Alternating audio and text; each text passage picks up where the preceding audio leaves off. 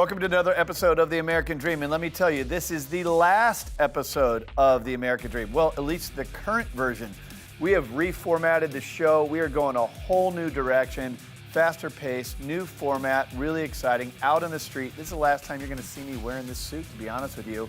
Check out our new show open as a preview to what's going to start next week. Let's start the show right now. We do it in the spirit of going against the grain of the negative media, giving inspiring information, and having people walk away from our show with something of value. You're seeing a disruption in both the real estate and the mortgage space. A lot of people are just not willing to put in the work. What video does is that it demands an emotional response. You know what I love about the show? It's totally unscripted. Welcome to The American Dream. We're excited to have back in the studio again Kathy Fettke. She is the CEO of Real Wealth Network. Great to have you here, Kathy. Thank you. I said the name right, too, You didn't did. I? Real Wealth Network. Yes, it's a mouthful. I love it. I know you've been in here before, and they've had some great conversations. You've talked with many of our hosts. But today, I want to ask you what's going on with rising interest rates. How is that affecting the market from your perspective? Well, in a lot of places, it is doing what it's supposed to do, which is slow it down a little bit. Home prices have been on a tear for 10 years. And normally, everything is cyclical about every 10 years. So if you remember, exactly 10 years ago. Oh, we remember. You remember! Something happened in 2008 that a lot of people remember. There was a complete housing meltdown. So people are asking, oh boy, are we headed for that? Because there is a bit of a slowdown. What a lot of people don't understand is when the Federal Reserve raises rates, there's one reason, and that is to slow things down because it's moving too fast. Prices can't accelerate at a 10%, 20% clip every year forever. It just can't work. So rising interest rates, slow it down. You just need to expect it. There shouldn't be all these headlines saying, oh my gosh, housing is slowing down. That's the point. The hype isn't necessary. It isn't. But there's a positive and negative to everything. If you own an asset, if you bought housing in the last 10 years, you've seen equity growth. If you haven't bought anything, it's been almost impossible to get into the market these past few years. So now as that's reversing a bit, those who have been trying to get in are going to have a little bit of a better chance because prices will slow down. The price growth will hopefully slow down a little. So it seems only fair, which then, to ask the question then, is it a good time to buy? It's always a good question. And some real estate agents will say, of course, it's always a good time to buy, right? It depends on where you are. And it depends on you and what you're looking for. So if you are looking to settle down, have a family, get married, stay there for a long time, historically, prices continue to rise over time, and you're going to raise your family. So as long as you can make the payment and that's a comfortable place to live and raise your kids, do it. Over time, it will pay off, and you'll pay off that loan as well instead of just paying rent. But if you're not sure, and you might be moving or you might sell in the next couple of years, I might consider either renting where you want to live and investing elsewhere, which is really what we're known for, is saying, hey, you don't necessarily have to buy real estate right where you live. For example, in San Francisco, we know it's peaked. It has gone way over what's affordable for any normal person, and even a not normal person. Even if you make $200,000 or $300,000 a year, you're struggling to own a home there. So maybe now, not now, and again, unless you're going to hold it for 30 years. Right. But maybe instead you could live in San Francisco and rent, and maybe buy a house in Dallas and rent it to someone else. That's great advice. Maybe buy a house in Florida. Keep building the real estate portfolio, but where it makes sense. So then what's your perspective if somebody's looking at maybe, multi-unit properties? So all right, we're buying somewhere else. What's your thoughts on that? You just need to know what you're doing. I mean, that's what we specialize in, and educating people on how to invest properly so that you never get stuck in another 2008. Now, back in 2008, when people were losing everything, our members were actually making money. Because if you understood what was happening, which was California was in a huge fat bubble, but there were other places that weren't, like Texas. Now, why did we know that Texas wasn't in a bubble in 2006 when every other market was? Because there was massive job growth, massive population growth, migration, and guess what? Not enough housing. And everyone thinks, oh, there's nothing but land in Texas, but it takes a long time to get land developed and have the resources and the utilities and everything. So just because there's land doesn't mean that it's necessarily going to all be developed. So we knew that people could sell their overpriced property and exchange it tax deferred through a 1031 exchange, so not even pay tax on all that gain, and buy in a market that's just at the beginning of its boom. So many of our members at Real Wealth Network got out of the crisis in time, got into a better market, got 4 to 5 times the cash flow they would have gotten in California, and only watched their equity grow. So they didn't even feel a recession. That's incredible. And so, when we always talk about empowering the American dream here, it doesn't, like you're saying, just have to mean your own residence and where you live. I love it. You're empowering really great ideas that are outside the box, but still could have such a huge advantage with where the market is today, where it could be tomorrow, looking at where we've been. And I love your advice on that. Thank you so much for coming in and sharing that today. I think our viewers are really going to gain something. And I hope they reach out to you to say, okay, how do we implement this? So that was awesome. Thank you so much. Thanks, Kathy. We'll be right back with more of The American Dream.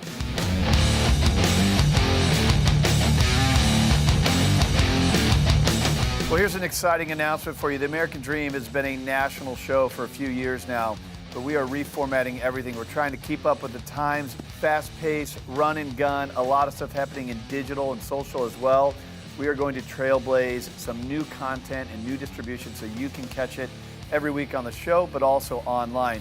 Coming up now is an example of a segment that you're going to see the new flavor of the American Dream. Let's check it out. What I love most about San Diego is the pace. People move here because they know that life is short. You gotta live it in a place that recognizes that. I would always joke I can go from business suit to wetsuit in 15 minutes on a Friday afternoon. I think I've got it beat. I've got it down to about 12 minutes now. That's what living in San Diego is about. Today I'm going to take you guys to a property that we just put on the market in Sapphire Tower. This condo is probably one of the best properties, one of the best views in all of San Diego. On the way, we're going to pick something up special for the sellers. We're going to go to Donut Bar. Actually, it's here right now. Let's get some donuts. Could I get some creme brulee and then a Boston cream and a chocolate euphoria? I was gonna have a beer, but I think it's too early. It's not too early, sir. It's 5 o'clock somewhere. Thanks.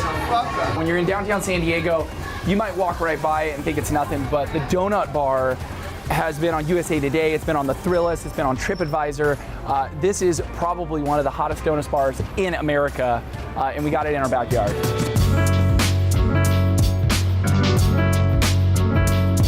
This penthouse listing is actually really personal to me because not only do we have a listing on one of the most expensive penthouses downtown San Diego, I was working on this project when I was 19 years old as an intern for the builder.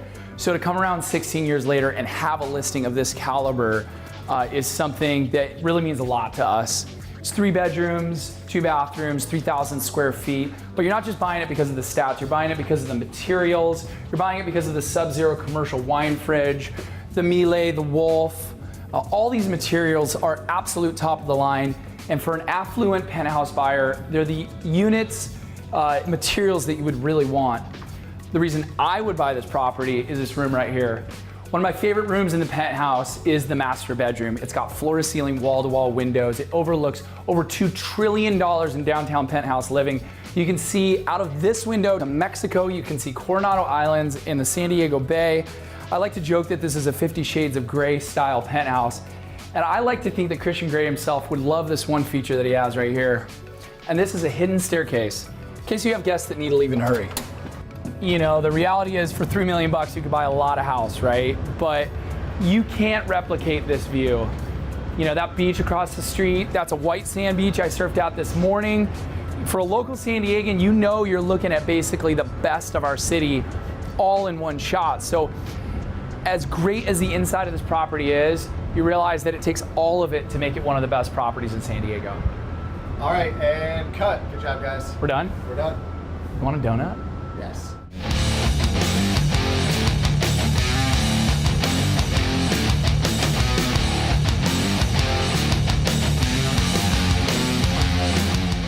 Introducing S1 Connect by Synergy One Lending, a company committed to making your home buying experience easy and convenient. S1 Connect is the best way to simplifying your home buying experience so that you can get your dream home faster. Whether you're a baby boomer, a millennial, or a luxury home buyer, S1 Connect offers you the opportunity to receive real-time notifications about your home loan so that you're informed every step of the way. Apply for a loan from anywhere. Compare various loan scenarios to help determine which product best fits your needs. Track your home loan progress with real-time notifications. Safely and securely upload loan documents from your mobile device. And have instant access to your loan officer and real estate agent. Basically, we're all about speed, ease, and expertise at Synergy One, so download the S1 Connect app today. To learn more about S1 Connect, visit us at s1lending.com. Follow us on Facebook, Twitter, and Instagram to find out everything we have going on at Synergy One Lending.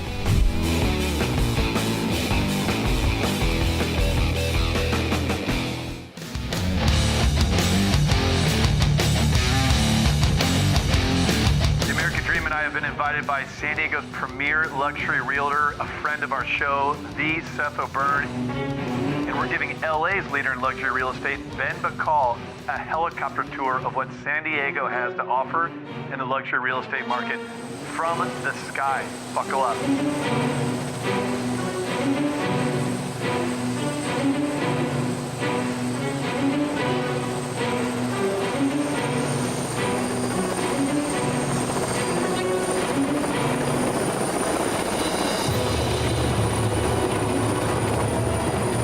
I've been traveling the entire country, launching the American Dream all across the United States, and in each market we isolate the elite realtors in every market.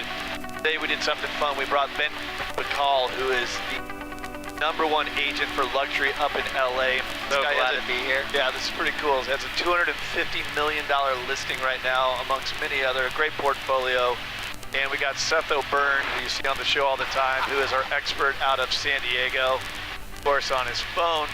But we're just touring America's finest city, maybe having a little in-air debate about LA and San Diego from two of the best nationwide.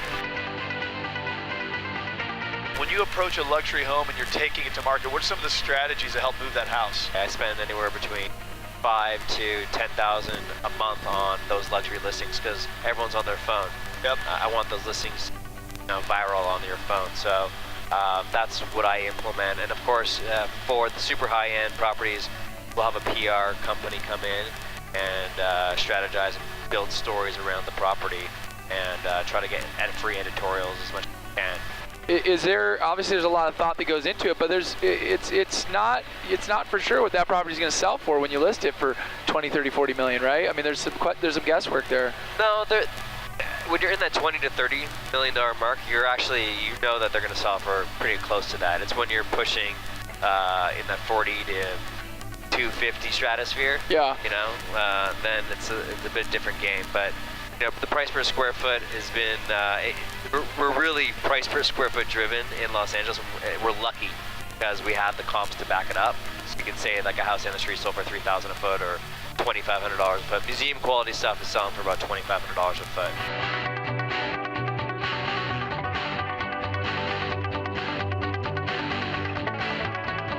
Share with me a story, an example of something you've moved recently. Recently we did a house for $48 million, and it's a New York buyer that came out and bought it. And then we have a lot of buyers from the UK that are venture capital, private equity. A lot of Chinese are buying, and then mostly it's domestic because the United Emirates dollar is pegged to the US dollar, and this the British thing. Everything's in flux. So right now it's really domestic. But I do advertise in like Camju and luxuryrealestate.com and Prestige MLS, and I put it in Mandarin. The listings I'll translate them, and also on YouTube I'll translate them.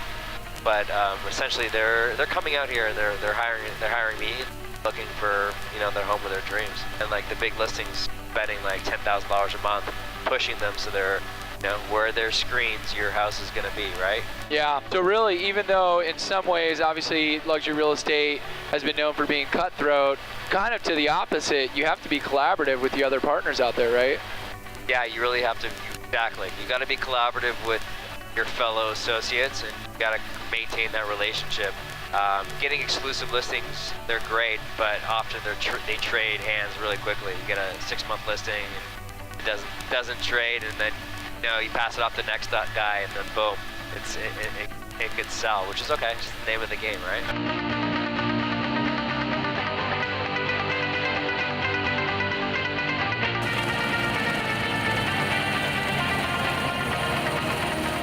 Ben, you got any final remarks about San Diego? Well, from the air, I really got a really terrific perspective. Thank you, Seth, for showing me all the different areas. They're beautiful. Those hillside, those cliffside properties were extraordinary. I couldn't believe what I saw. And the value that you get for beachfront property, exceptional. I'm looking to maybe buy something one day. That'd be cool. Hope you enjoyed, and cheers to your American dream.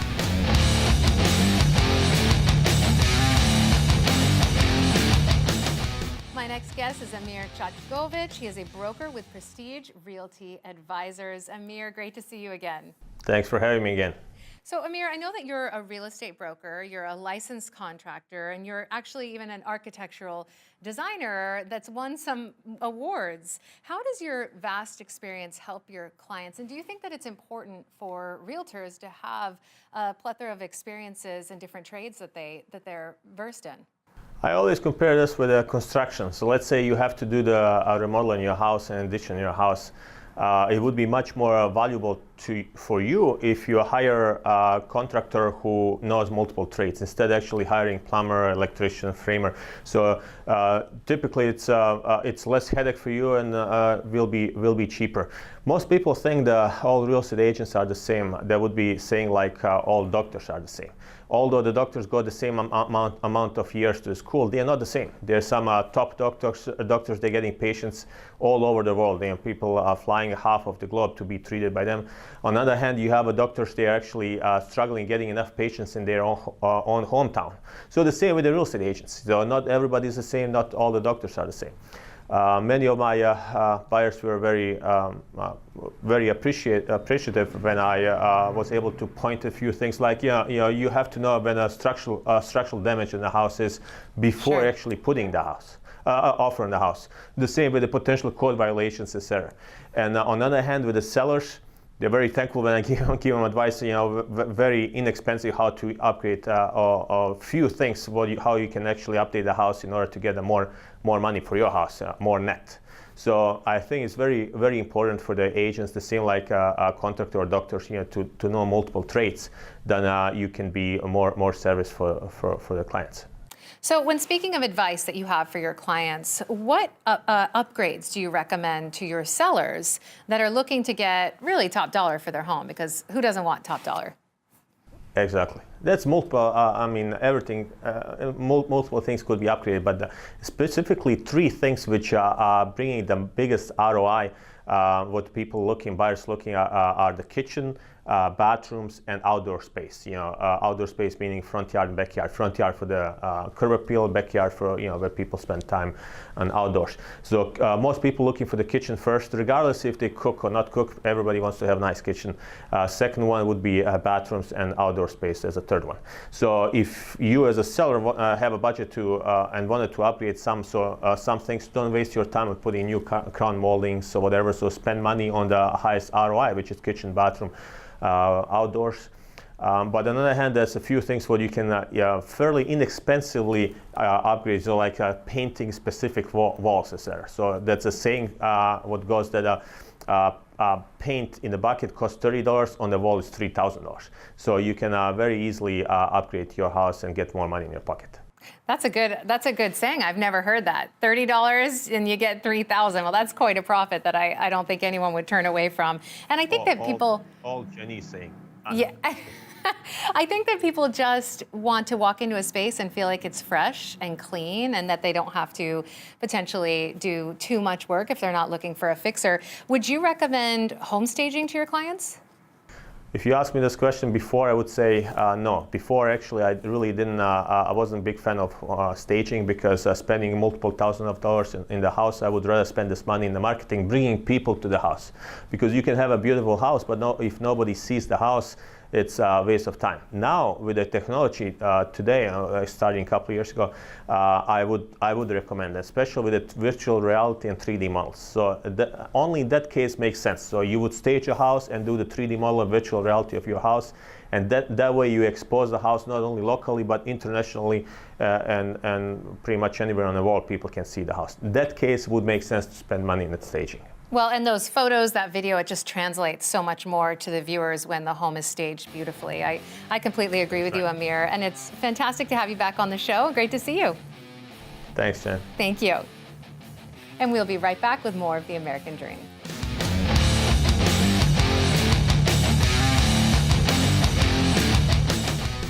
My next guest is a broker associate, a realtor, and a national speaker. I want to welcome none other than Amanda Todd with the Amanda Todd Group. Amanda, thank you so much for being on the show today. Thanks for having me. So, Amanda, is this a good time for first-time home buyers to purchase? I think people are experiencing a little bit of sticker shock, but you actually say yes. I do think it's a good time, and one of the reasons why is there's more inventory. We finally are starting to have more houses to sell.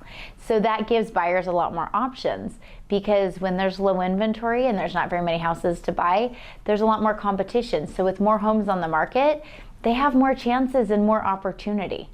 So if someone does purchase a home, they get their offer accepted, what are some of the different ways that they can safeguard themselves in that process? Because of course we want our buyers and our sellers to be always protected. Right, exactly. So doing really thorough home inspection, and if you're in an area that is common to have dry rot or termites, doing a pest inspection, making sure that you are really diving in and understanding everything you can about that property. There's also an opportunity to get something called a clue report that shows if there's been any homeowners insurance claims made against that property and what they were for. So if someone wants to do an inspection, I know that when inventory was really low and people were really motivated to buy and just secure something and they were losing out on, home after home, they were waiving their right to inspections. Do you always tell your clients not to do that? Oh, I really strongly recommend having your own inspection, because then it's someone who is there representing you and fighting for your best interest. And then you know for yourself, there is really expectations on sellers to disclose things. But again, it's always best to just be able to find out for yourself, have someone that you know is working for you on your side. I've seen some pretty big horror stories, and I would never want one of my clients to go through something that they did not have the full picture on.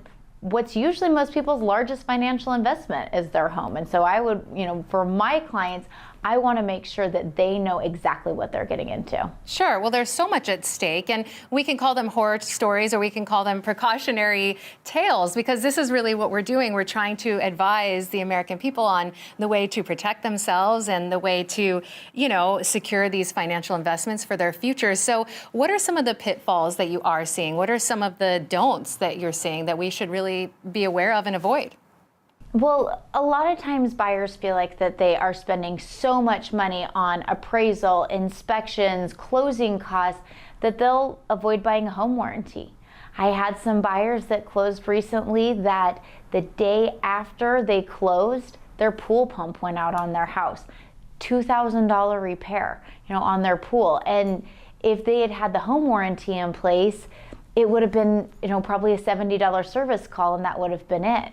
And so we joke around that it's kind of the Murphy's Law insurance, but you don't want to be the one that Murphy's Law plays a trick on. So having a home warranty, again, making sure you have that thorough inspection, that even if you don't ask your seller for any repairs, making sure that you know exactly what you're getting into.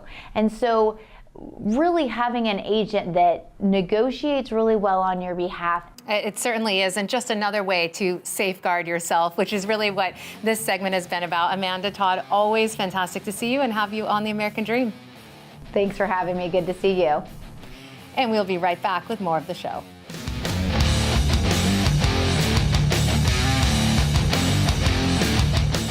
Hi everyone, my name is Katie Pastor, and we are on location today at 5183 Chowshower Downs Road in Granite Bay, California. Today we have the luxury of touring this beautiful home listed by one of our American Dream favorites, Kendra Bishop. So please come join me.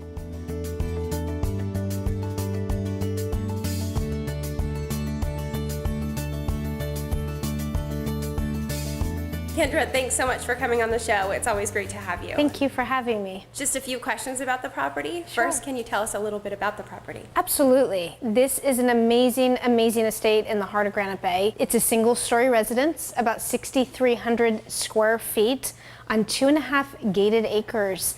And it is really quite a unique property in that there is a front and a back gate. And it's a very flat property with a pond that's about 1/2 acre, pool, grounds, a 3,000 square foot garage and shop. There is so much to this property, and it's right down the street from Granite Bay Country Club in the heart of Granite Bay. So it's really, really just an amazing, amazing estate and property. Wonderful. And out of curiosity, what's your favorite piece of the property? I would have to say the grounds. The grounds were developed starting about 20 years ago, and it is incredibly landscaped throughout. It is flat, it's usable, it's beautiful, and like I said, it's right here near the golf course, and so everything is really accessible and close. Wonderful. And it certainly is a unique property. What would you say is the most unique about it? I would say that the most unique feature of this property is that it has 2 addresses. So there are actually 2 property addresses for the parcel, 1 parcel, but 2 addresses that gives all sorts of opportunities for a potential buyer. That property is really amazing and needs to be seen in person.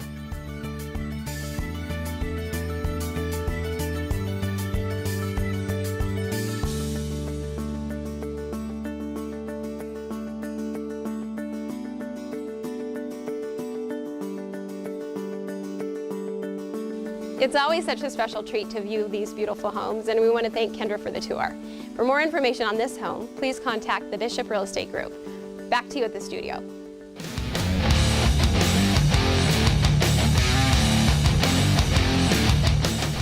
Hey, this is Cherokee with Synergy One Lending, and today I want to talk about a hot topic in real estate, the pros and cons of renting versus buying in today's market. I think the biggest con of renting is you're paying for someone else's American dream. You're paying someone else's bills. Let's take a step back for a second and imagine if your name was on the title. 1, you get a bigger and better tax break at the end of the year. 2, when you make your monthly mortgage payment, you're building equity in your home. And number 3, and the most important thing is you and your family are now in a home and you've reached a personal life milestone. So let's do the math on it real quick. If you have a $1,500 a month rent payment, you times that by 12, that equals $18,000. A lot of times that's enough for a down payment. So I hope you found this video very informative. Once again, this is Cherokee with Synergy One Lending, and I hope to see you guys soon.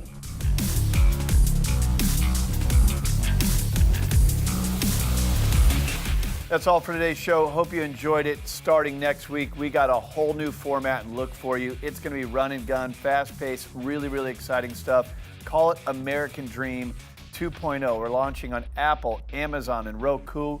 If you want to learn more about the show, you want to follow us and breathe oxygen into this positive message, make sure you visit us online. That's all for today. Next week, an exciting show coming your way. Hope you can check it out. See you next week.